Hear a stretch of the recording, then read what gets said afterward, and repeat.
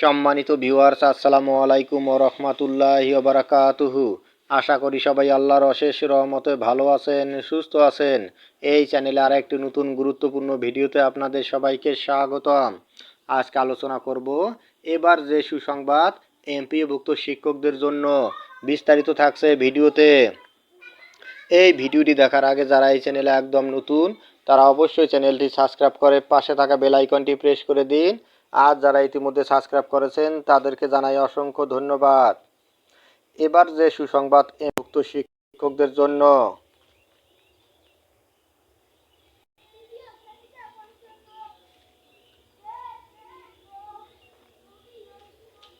অবশেষে প্রথমবারের মতো এমপিওভুক্ত বেসরকারি শিক্ষকরা সরকার থেকে বেতনের মূল অংশ পাওয়া শিক্ষক বদলির সুযোগ পেতে যাচ্ছেন।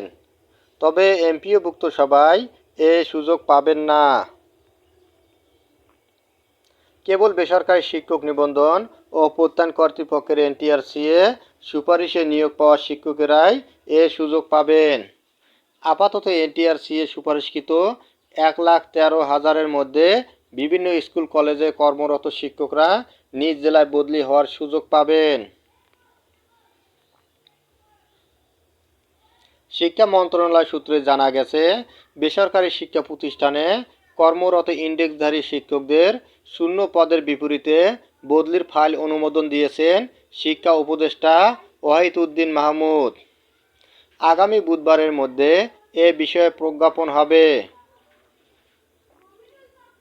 এ বিষয়ে করা নীতিমালায় বলা হয়েছে, মাধ্যমিক ও উচ্চশিক্ষা অধিদপ্তরের মাওসি মহাপরিচালক এমপিওভুক্ত শিক্ষকদের বদলির আবেদন আহ্বান, গ্রহণ ও নিষ্পত্তি করবেন।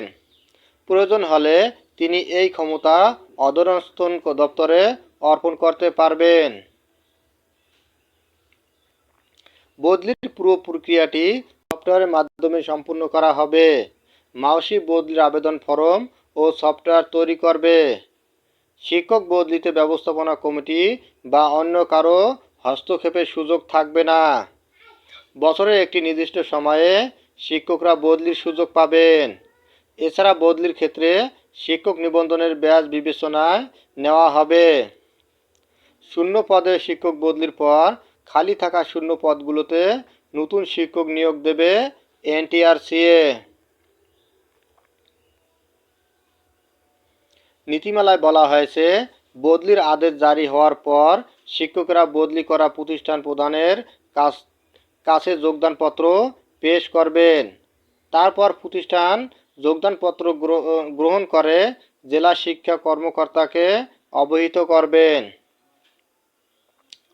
বদলির পরিপ্রেক্ষিতে এমপিওভুক্ত অংশের সরকারি অংশ, বেতন, অন্যান্য আর্থিক সুবিধা ও জ্যেষ্ঠতার ধারাবাহিকতা বজায় থাকবে।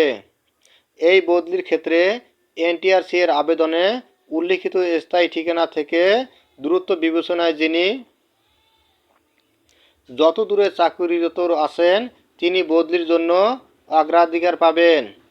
তবে নারী শিক্ষক কর্মচারীরা স্বামী বা নিজের স্থায়ী ঠিকানায় বদলি হতে পারবেন। নিয়োগ পাওয়ার পর যেসব শিক্ষকের চাকরি 2 বছর পূর্ণ হবে তারা বদলির আবেদন করতে পারবেন। পারস্পরিক বদলির আবেদনে উভয় প্রার্থীর সম্মতি থাকলে বদলির বিষয়টি বিবেচনা করা হবে। তবে পদও শূন্য না থাকলে বদলির কোনো আবেদনই বিবেচনা করা হবে না। প্রতি বছর 16 অক্টোবর থেকে 15 ডিসেম্বরের মধ্যে বদলির আবেদন নিষ্পত্তি করা হবে।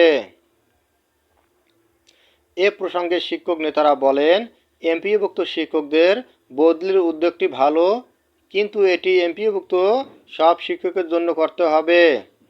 সবার জন্য না করে শুধু এনটিআরসি এর সুপারিশ পাওয়া শিক্ষকদের জন্য করলে নতুন করে বৈষম্যের সৃষ্টি হবে।